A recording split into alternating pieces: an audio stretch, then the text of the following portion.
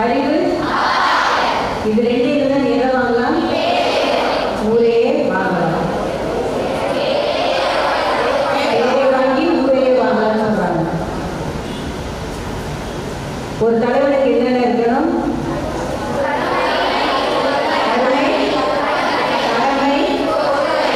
வீரம், பொறுமை, வல்லல் இதெல்லாம் இருந்தால் அவன் யாரு?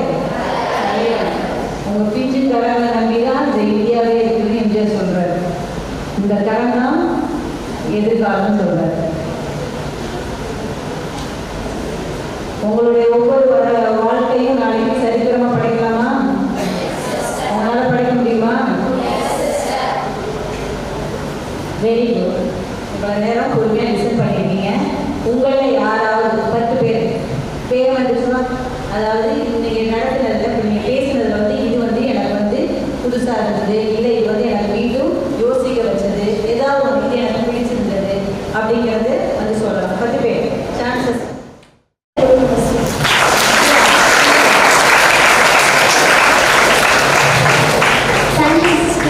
நேற்றுக்கு வரையும் நான் குழப்பமா இருந்தேன், என்ன பண்றது, 3 மாசம் தான் இருக்கு, நம்ம எப்படி 12th என்ன நம்பி 2-3 பேர் இருக்காங்க. எங்க அம்மா ஃபர்ஸ்ட் அவன் இன்னைக்கு காலைல வரையும் என்ன சொன்னாங்க, இப்படி படிச்சா எப்படி 12th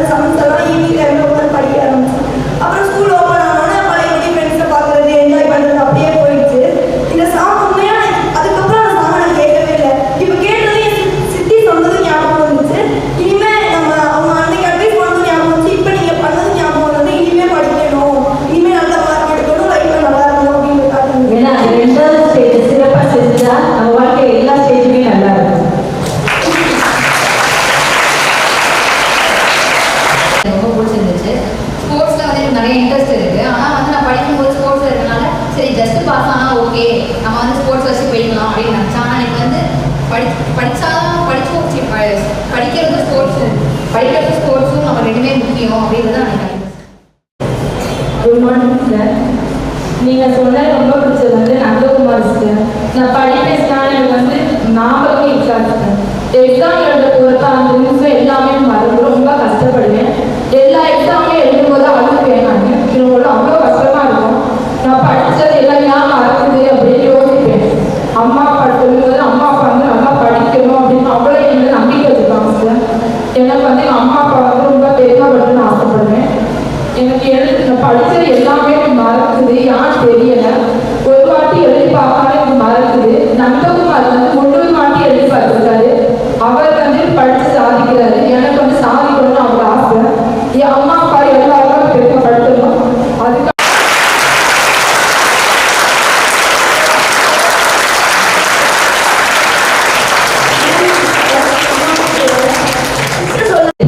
கவனிச்சிருக்கிறீங்க, அதை உருவாங்கியிருக்கீங்க. உங்களுக்குள்ள அந்த ஒரு உந்துதல் வந்துருக்கு. அதை பார்க்கும்போது எனக்கு ரொம்ப சந்தோஷமா இருக்குது. ஏன்னா இதுதான் தேவை. ஏன்னா காலம் ரொம்ப குறுகி இருக்குது. ஜஸ்ட் 3 months தான். அதுக்குள்ள உங்களுக்குள்ள அந்த வீரம், உங்களுக்குள்ள அந்த உந்துதல் இருந்தால் தான் அடுத்த கட்டத்தை நீங்கள் சிறப்பாக செய்ய முடியும்.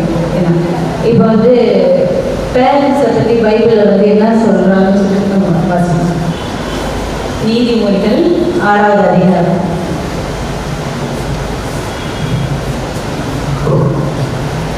நீதிமொழிகள் 6 வார்த்தைகள் 22 முதல் 23 முடிய. நீ நடந்து செல்லும் போது அவை உனக்கு வழிகாட்டும். நீ படுத்திருக்கும் போது அவை உன்னை காவல் காக்கும். விழுந்திருக்கும் போது உன்னுடன் விளையாடும். கட்டளை என்பது ஒரு விளக்கு, அறவுரை என்பது ஒளி. கண்டித்தலும் நல்வாழ்வுக்கு வழி. ஆண்டவரை நல்வாக்கு தெளிவாக நன்றி.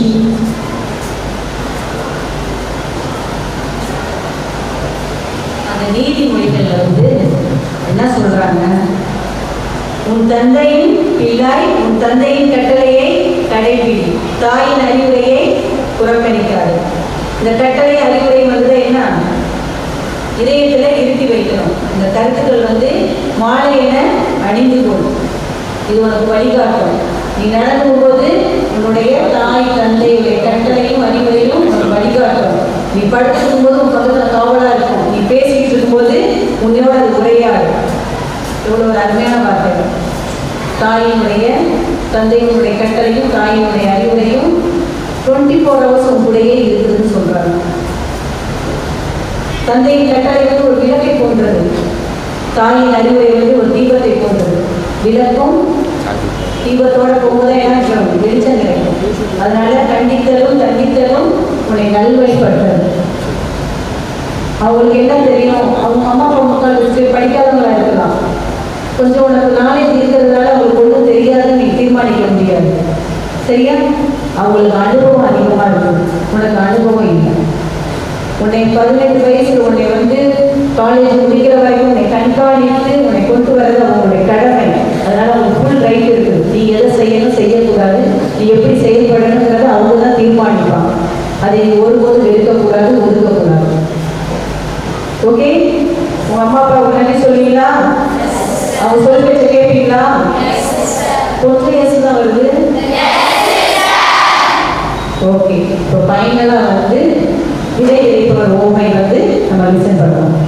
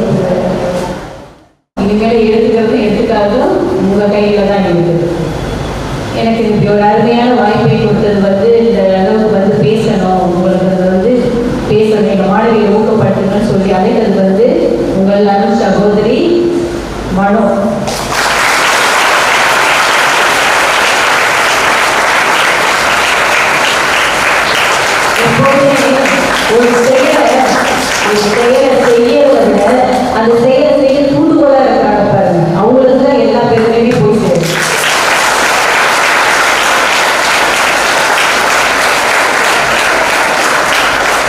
அவங்க கூப்பிட்டீங்கன்னா நான் இன்னைக்கு வந்திருக்க மாட்டேன். அவங்க அழைத்ததுனால தான் நான் இன்னைக்கு வந்தேன். அப்போ வந்து அவங்க உங்களை எந்த அளவுக்கு அன்பு செஞ்சா இதை ஏற்பாடு செஞ்சிருப்பாங்க.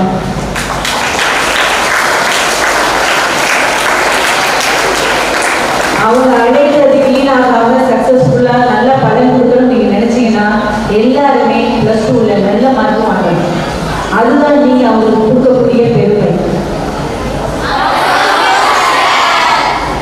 இந்த வாய்ப்பை கொடுத்த உங்கள் தலைமை ஆசிரியருக்கும் நான் நன்றி கூறுகிறேன். எல்லா ஏற்பாடுகளும் செஞ்ச அருட்சகோதரி ரீட்டா அவர்களுக்கும் நன்றி சொல்லுவோம்.